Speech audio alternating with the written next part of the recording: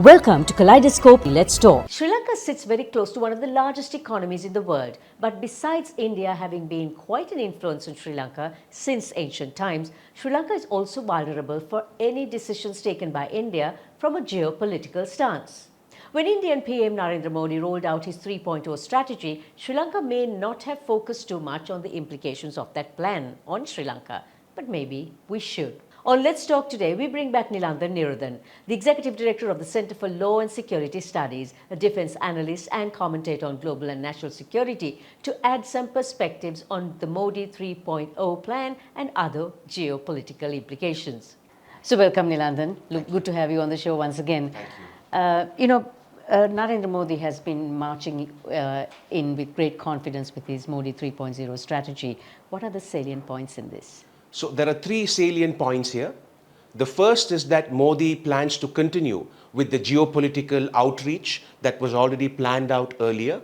The second is that in terms of local economic factors, there seems to be a sharper intent to tackle on all those problems head on. And the third is, similar to the first point, maintaining India's role as a swing state, as a neutral party of sort that can perhaps even mediate in international conflicts. So as far as the third Modi regime is concerned, from what we see so far, this seems to be the crux of what he plans to do. How will all this impact Sri Lanka, being the closest neighbor to India? So there will obviously be a great geopolitical impact for us because we are being pushed even further into needing to pick a side. For a long time, we have often tried to maintain an equal distance between different countries, and it's always backfired, and we always keep repeating the same mistake. So this pushes us into a position where we really need to decide where our alignment is. It doesn't have to be India, but it has to be some kind of alignment. And we also need to worry about the economic part of it. Are we going to be Canada or Mexico? As in, when India rises as an economic power, are we going to be a partner working with them hand in hand, benefiting from this economic growth? Or are we going to be like a Mexico or an Ecuador that tries to keep them at an arm's length and loses out on it? So on that note, Viksit Bharat at 2047, how can Sri Lanka take advantage of Modi's plan of actually making India a developed nation by 2047? So the Viksit Bharat program has four basic pillars: prosperity for women, prosperity for farmers, prosperity for students, and just general economic tackling poverty. If you look at women's empowerment and agricultural empowerment and things like that, there's a lot of stuff that India and Sri Lanka can do. One, they can study the way that we've done things because our metrics in terms of that tend to be higher than in India. And secondly, as I said, when many new opportunities come up, India typically tends to look for partners who have cultural synergy with them. They are not like the Chinese in that it's all business. India looks for partners who think and have a cultural, socio-economic mindset like them. So we just need to be ready to take up whatever opportunities come, and we can really prosper from that. So once the strategy starts gaining traction, what challenges do you foresee for Sri Lanka? The major challenge is that our political class is still totally divided. We don't really have a foreign policy that is divide of political parties. It's not like the Americans or the British or really anybody who prospers or Japan who have an alignment. Here, based on who is in power, our foreign policy alignments change as well. So that will be the biggest worry. The second is that as a smaller nation, there's nothing that we can do to prevent larger nations from exercising their power and influence here. And what I see is that we often expend all our energy being angry about this rather than in coming up with a strategy to counter it. So those two will be the big challenges. So there's a strong Act East policy that Modi is pushing, wanting to create several Singapores under this umbrella. Yes. How does that impact Sri Lanka? So it impacts Sri Lanka, first of all, in the way that I said earlier, in that when India's economic outreach starts having beneficiaries all over the world, Sri Lanka has a good opportunity to be one of those beneficiaries, economic beneficiaries. But the trickier thing here is that the Act East policy is itself an Indian geopolitical game with China, where India is trying to, so Prime Minister Modi's visit to Brunei and Singapore, this was all a part of India's Act East and Look East policy. And that's being done to counter China. So to what extent can we be a part of that and face the Chinese when we need to ask the Chinese for some kind of help, that will be a challenge. But economically, it's something that we do need to embrace. It's diplomatically that we will start having to walk a tightrope. And we have no choice, we just have to do it. So how can we create more awareness in a geopolitical or more geopolitical awareness really in Sri Lanka? First of all, there is almost no interaction between the private sector here and geopolitical expertise here. In most other parts of the world, you have the top businesses willing to invest in geopolitical professionals and geopolitical analysts to give them risk assessments and strategic reports and things like that. You know, in Sri Lanka, you don't really have that culture.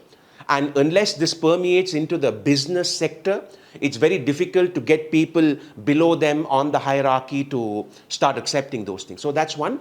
And the second would be, even in terms of public engagement, there has to be a lot more. We need to have public lectures, public awareness programs on just what are Sri Lanka's interests, what are the things that we should be worried about, what are the things that we should look forward to. There are very, very basic things that we can do in terms of spreading awareness that we currently don't.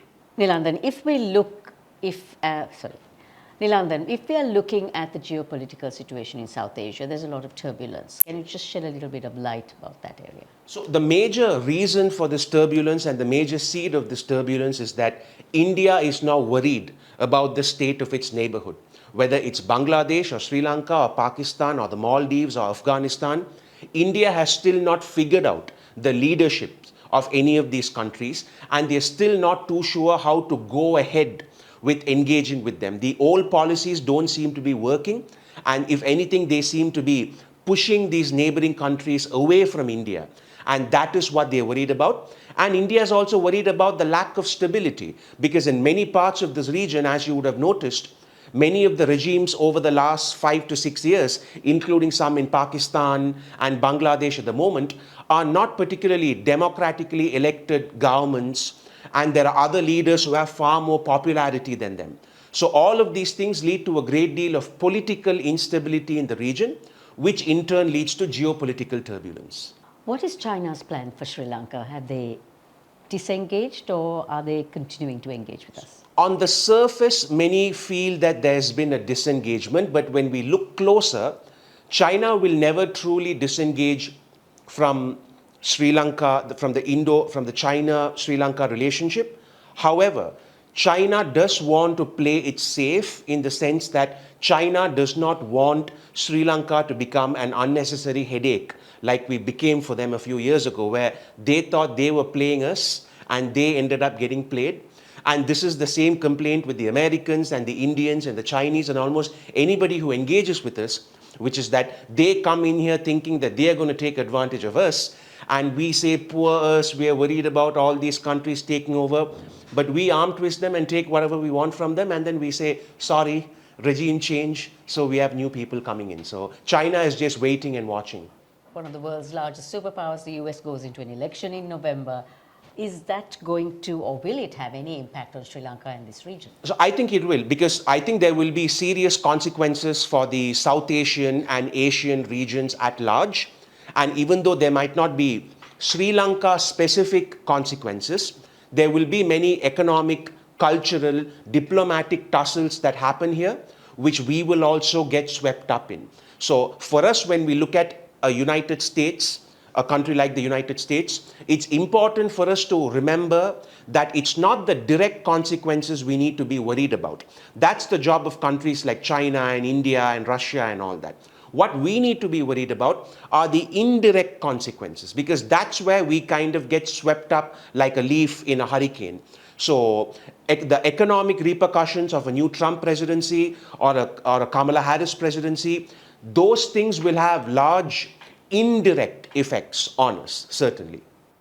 Interesting times ahead. Certainly, yes. Did you know Kaleidoscope is on YouTube, Facebook, Instagram and LinkedIn? Don't forget to subscribe, follow and like us for more.